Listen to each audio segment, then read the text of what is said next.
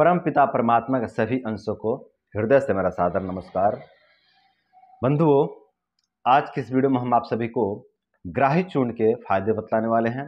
साथ ही हम आप सभी को घर पर ग्राही चूर्ण बनाने की विधि भी बतलाएंगे। लेकिन सबसे पहले हम आप सभी की जानकारी के लिए बता दें कि ये जो ग्राही चूर्ण है ना, ये बाजार में मिलने वाली औषधि नहीं है। इसका निर्माण हम अपने यहाँ करते हैं, इसको हम अपने यहाँ बनाते हैं। और इस ग्राही चूर्ण का प्रयोग ना हम विशेष करके संग्रहणी के रोगियों पे करते हैं। और संग्रहणी में भी जो दस्त वाली संग्रहणी होते हैं ना, उसके ऊपर हम इसका प्रयोग करते हैं। दस्त वाले संग्रहणी को आज के भाषा में IBS-D कहते हैं। तो IBS-D में हम इस औषधि का प्रयोग करते हैं, इस ग्राही चूर्ण का प्रयोग करते हैं। और इस समस्या में ना हमें बहुत अच्छा लाभ देखने को मिलता है इस चूर्ण का। तो आज की इस वीडियो में हम इस ग्राही चूर्ण के बारे में पूरी विस्तृत रूप से जानकारी देंगे आप सभी को। इसके फायदे भी बतलाएंगे और इसको बनाने की विधि बतलाएंगे, ताकि आप सभी घर पर इस ग्राही चूर्ण को बना करके इसका लाभ प्राप्त कर सकें। तो पहले हम लोग इस ग्राही चूर्ण के बेनिफिट्स जान लेते हैं, इसके फायदे जान लेते हैं। उसके बाद हम इसके बनाने की विधि बतलाएंगे आप सभी को। तो अगर फायदे की बात करें ना, तो ये जो ग्राही चूर्ण है ना, ये मंदाग्नि और संग्रहणी के रोगियों के लिए बेस्ट मेडिसिन है। जिन लोगों को संग्रहणी की समस्या हो गई है और मंदाग्नि की समस्या हो गई है ना, वे लोग यदि इस ग्राही चूर्ण का सेवन करते हैं ना, तो उनको संग्रहणी रोग से, मंदाग्नि रोग से धीरे धीरे पूरी तरह से मुक्ति मिल जाता है। अब देखिए, संग्रहणी रोग में दिक्कत क्या होती है कि बार बार दस्त होते हैं। IBS जो D होता है, जो दस्त वाली संग्रहणी होती है, उसमें बार बार जो है कि दस्त होने की दिक्कत होती है। दिन में 5 बार, 6 बार, 7 बार, 8 बार, 9 बार, 10 बार तक जो है कि दस्त जाने पड़ते हैं। इससे भी ज़्यादा बार जो है कि दस्त जाने पड़ते हैं। तो यदि आपको इस तरह की समस्या हो रही है ना कि आपको बार बार दस्त होते हैं संग्रहणी के कारण, और दस्त में जो है कि आंव भी आते हैं, बहुत ज़्यादा आंव आता है, UDF आता है, मतलब जो जैसा खाते हो ऐसे ही निकल जाता है, और खाते ही जो है कि आपको प्रेशर लगता है। यदि इस तरह की आपको दिक्कत होती है ना, तो आप इस ग्राही चूर्ण को बना करके सेवन कीजिए, सुबह शाम 1-1 चम्मच की मात्रा में।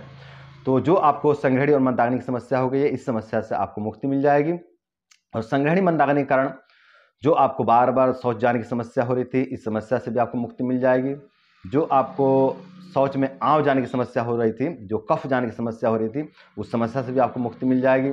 जो शौच में UDF जाने की समस्या हो रही थी, या फिर चिपचिपापन जाने की समस्या हो रही थी, गोंद गोंद जैसा जो शौच हो रहा था, इस सभी समस्याओं से आपको मुक्ति मिल जाएगा इस ग्राही चूर्ण के सेवन करने से। जिन लोगों के पेट में बहुत ज़्यादा गुड़गुड़ होते रहता है, पेट में हमेशा गुड़गुड़ाहट होते रहता है, वे लोग यदि इस ग्राही चूर्ण का सेवन करते हैं ना, तो जो उनके पेट में गुड़गुड़ाहट होने की समस्या हो रही थी, उस समस्या से उनको मुक्ति मिल जाता है। संग्रहणी और मंदाग्नि के कारण जिन लोगों को खाया पिया शरीर में नहीं लगता है, शरीर दिन पर दिन कमजोर होते जा रहा है, शरीर का क्षय होते जा रहा है, जिन लोगों को भी इस तरह की समस्या हो गई है ना, वे लोग यदि इस ग्राही चूर्ण का सेवन करते हैं ना, तो जो उनको खान पान शरीर में नहीं लगने की समस्या हो रही थी, या फिर संग्रहणी के कारण जो भी समस्या उनके जीवन में उत्पन्न हो रहे थे ना, उन सभी समस्याओं का जो है कि शमन हो जाता है इस ग्राही चूर्ण के सेवन से। और शरीर का पुनः पालन पोषण होने लग जाता है इस ग्राही चूर्ण के सेवन से। और शरीर में रस, रक्त, मांस, मेद, अस्थि, मज्जा, शुक्र आदि धातुओं का निर्माण होने लग जाता है इस ग्राही चूर्ण के सेवन से। तो ये ग्राही चूर्ण बहुत बेनिफिशियल औषधि है, बहुत ही लाभकारी औषधि है। बहुत साधारण सी औषधियाँ इसमें डाली गई हैं, लेकिन बहुत ही जबरदस्त काम करती है संग्रहणी के रोगियों पे। संग्रहणी के कारण जिन लोगों को बहुत कमजोरी आ गई है, जिन लोगों का शरीर बहुत ज़्यादा कमजोर हो गया है, वे लोग यदि इस ग्राही चूर्ण का सेवन करते हैं ना, तो उनकी कमजोरी धीरे धीरे पूरी तरह से खत्म हो जाती है और उनका शरीर पुनः नया बनने लग जाता है। ये जो ग्राही चूर्ण है ना, ये कोलाइटिस तथा अल्सरेटिव कोलाइटिस में भी बहुत अच्छा लाभकारी औषधि सिद्ध होती है। अकेले वहाँ पे ये काम नहीं करती है, वहाँ पे अन्य औषधियों का भी प्रयोग करना पड़ता है रोग दोष के अनुसार, है ना। लेकिन अकेले ये बहुत हद तक जो है कि वहाँ पे रोल निभाती है अल्सर और जो है कि कोलाइटिस को ठीक करने में। अब देखिए, जो कोलाइटिस होता है ना, इसमें केवल आंतों में सूजन आता है, केवल जो है कि बड़ी आंत में, विशेष करके बड़ी आंत में जो है सूजन आ जाता है कोलाइटिस में, है ना। लेकिन जो अल्सरेटिव कोलाइटिस होता है ना, उसमें बड़ी आंत में जख्म हो जाता है, घाव हो जाता है, साथ में सूजन भी प्रेजेंट रहता है। तो कोलाइटिस में केवल शोथ रहता है, केवल सूजन रहता है, और अल्सरेटिव कोलाइटिस में सूजन और छाले दोनों जो है कि समस्या हो जाती है। तो इस तरह की समस्या में यदि रोग दोष के अनुसार जो है कि और भी सहायक औषधि लिया जाए, और साथ में यदि ग्राही चूर्ण का भी सेवन किया जाए ना, तो आंतों की सूजन और जो है कि छाले भी ठीक हो जाते हैं। कोलाइटिस और अल्सरेटिव कोलाइटिस जो है कि नष्ट हो जाते हैं इस ग्राही चूर्ण के मदद से, साथ में यदि और भी औषधियों का मदद लिया जाए तो ये जो है कि बहुत ही लाभकारी औषधि है। और देखिए बंधु, ग्राही का अर्थ होता है मल को बंधन करने वाला। आयुर्वेद में जो ही मल को बांधने वाली औषधियां हैं ना, उनको ग्राही कहा गया है, ग्राही नाम से उनको जाना जाता है। इसीलिए हम जो है कि इस चूर्ण का नाम ग्राही रखे हैं। यदि आपके आंतों में सूजन आ गया है और आंतों में सूजन के कारण जो है कि बार बार दस्त होती है आपको, तो वहाँ पे जो है कि पुनः नवारिष्ट के साथ में यदि आप इस ग्राही चूर्ण का प्रयोग करते हैं ना, तो पुनः नवा आपके सूजन को पूरी तरह से नष्ट कर देता है, आपके आंतों को सूजन को हर लेता है। और ये जो है ग्राही चूर्ण है, ये मल को बंधन कर देता है, बांध देता है। तो जो बार बार दस्त होने की समस्या हो रही थी या फिर जो आंतों में सूजन हो गई थी, उन सभी समस्या से जो कि मुक्ति मिल जाता है। यदि इसी तरह जो अल्सरेटिव कोलाइटिस में इसका प्रयोग करते हैं ना पुनः नवारिष्ट के साथ में, तो वो पुनः नवारिष्ट जो है कि जाके आंतों के सूजन को और जख्म को भरती है। और ये जो है कि आंव को, म्यूकस को, या फिर जो आंतों में ढीलापन आ गया था, जो लूजपन आ गया था, उस समस्या को ये नष्ट कर देती है और मल को संग्राहित कर देती है, बांध देती है। तो अल्सरेटिव कोलाइटिस से भी मुक्ति मिल जाता है इस ग्राही चूर्ण के सेवन करने से। साथ में यदि आप पुनः नवारिष्ट का सेवन करते हैं तो, या फिर रोग दोष के अनुसार आपकी औषधि जो है कि चेंज भी हो सकती है। ये देखना पड़ता है कि आपके शरीर में कौन सा दोष प्रकोपित हुआ है, आपको किस तरह की समस्या उत्पन्न हुए हैं, उस हिसाब से जो है कि आपकी दवाइयाँ चेंज भी हो सकती हैं ना। लेकिन वहाँ पे जो है कि ये जो ग्राही चूर्ण है ना, इसका जो है कि बहुत बेहतर लाभ देखने को मिलता है अल्सरेटिव कोलाइटिस में और कोलाइटिस में। और यदि कोलाइटिस और अल्सरेटिव कोलाइटिस नहीं है, केवल संग्रहणी है ना, तो वहाँ पे तो ये अकेले भी काम कर जाती है। लेकिन मैं जो है कि कई बार ना इसमें भस्मों का भी प्रयोग करता हूँ, इसमें भस्म मिलाकर भी मैं देता हूँ। जैसे कि यदि किसी को बहुत ज़्यादा दस्त है ना, तो उनको मैं कपर्दक भस्म, शंख भस्म और कहरवा पिष्ट मिला करके दे देता हूँ। जिनको बहुत ज़्यादा कमजोरी हो गई है, उनको मैं जो है कि लौह भस्म और जो है कि बंग भस्म मिला कर दे देता हूँ। तो इस तरह से मैं जो है कि अलग अलग भस्मों का भी प्रयोग करता हूँ। कई बार यदि बैक्टीरियल इन्फेक्शन है पेट में, है ना, मतलब पेट में कोई संक्रमण हुआ है, तो वहाँ पर मैं स्फटिका भस्म मिला कर दे देता हूँ, क्योंकि स्फटिका भस्म जो है कि एंटीबायोटिक है ना। तो वहाँ पे जो है कि इसमें इस ग्राही चूर्ण में मैं स्फटिका भस्म मिला करके प्रयोग करता हूँ, तो पेट का संक्रमण भी ठीक हो जाता है, दस्त भी ठीक हो जाता है, संग्रहणी भी ठीक हो जाता है, आंव भी ठीक हो जाता है, मंदाग्नि भी ठीक हो जाती है, मतलब सभी समस्याओं से धीरे धीरे मुक्ति मिल जाता है। तो ये बहुत ही जबरदस्त औषधि है। यदि अन्य औषधियों के साथ में इसका प्रयोग किया जाए तो बहुत बेहतर लाभ देखने को मिलता है। तो आप इसमें चाहे तो, यदि आपको जानकारी हो ना भस्मों के बारे में, यदि थोड़ा बहुत आपको जानकारी है, तो आप इसमें भस्म मिला करके भी सेवन कर सकते हैं। लेकिन मेरा सलाह रहेगा ना कि यदि आपको भस्मों के बारे में जानकारी नहीं है, तो आप जो है कि भस्म कोई ना मिलाएं, किसी वैद्य से सलाह ले लें, उसके बाद ही इसमें किसी भी भस्म का प्रयोग करें, ठीक है। हाँ, आने वाले समय में मैं इस पर बात करूँगा, कौन सा भस्म जो है कब मिलाया जाता है, इस पर विस्तृत रूप से मैं बात करूँगा आने वाले समय में, ठीक है। तो फिलहाल के लिए इतना ही, यही इसके फ़ायदे हैं। फ़ायदे इसके और भी बहुत सारे हैं, लेकिन मैं ज़्यादा फ़ायदे के बारे में बात नहीं करूँगा, वीडियो बहुत बड़ी हो जाएगी। अब हम बात करते हैं इसके बनाने, इसको घर पर बनाने की विधि है ना, कि ग्राही चूर्ण को घर पर कैसे बनाएं, ठीक है। तो घर पर ग्राही चूर्ण बनाने के लिए ना आपको लेना है बेल का गिरी, सूखा हुआ बेल का गिरी 20 ग्राम।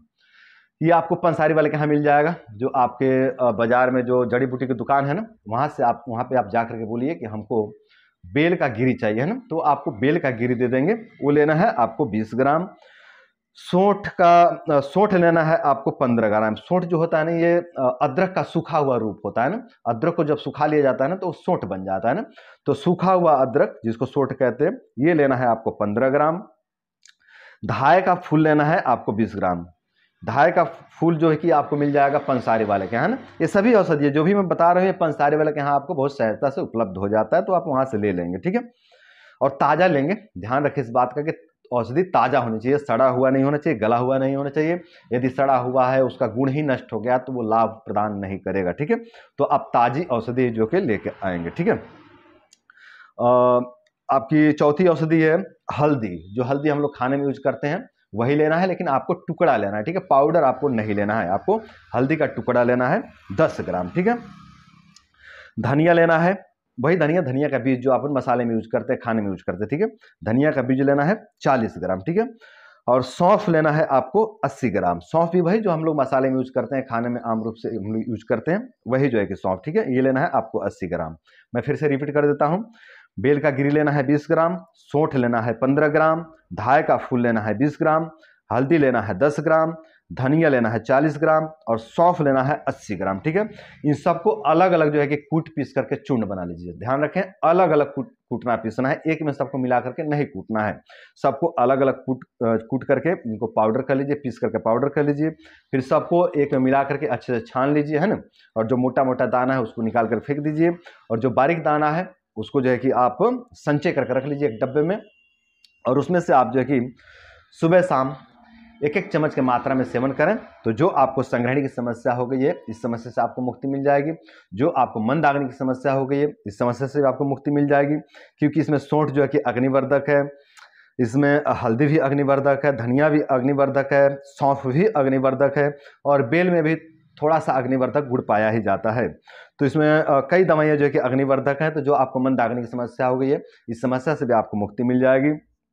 और जो आपको आंव आता है, बहुत ज़्यादा पेचिस पड़ता है, बहुत ज़्यादा चिपचिपा शौच होता है, फटाफटा शौच होता है, यूडीएफ आता है, मतलब खाने का ठीक से डाइजेशन नहीं होता है, इन सभी समस्याओं से आपको मुक्ति मिल जाएगा इस ग्राही चूर्ण के सेवन से।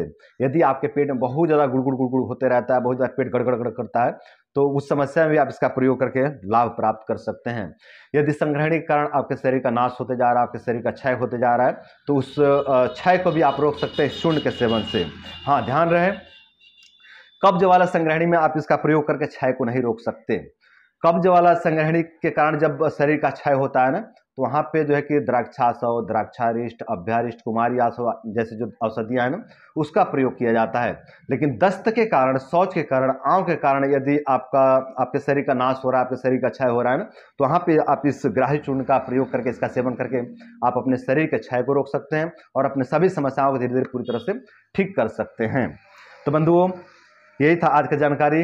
आशा करते हैं कि इस वीडियो से आप सभी को बहुत कुछ सीखने को मिला होगा, और इस वीडियो से सीख लेकर के आप सभी घर पर ग्राही चूर्ण का निर्माण करेंगे, और घर पर ग्राही चूर्ण का निर्माण करके आप सभी अपने संग्रहणी रोग को ठीक करेंगे, और अपने संग्रहणी मंदाग्नि रोग को ठीक करके आप सभी अपने जीवन को सुंदर, सरल एवं सफल बनाएंगे। तो बंधुओं, आज के लिए बस इतना ही। नमस्कार।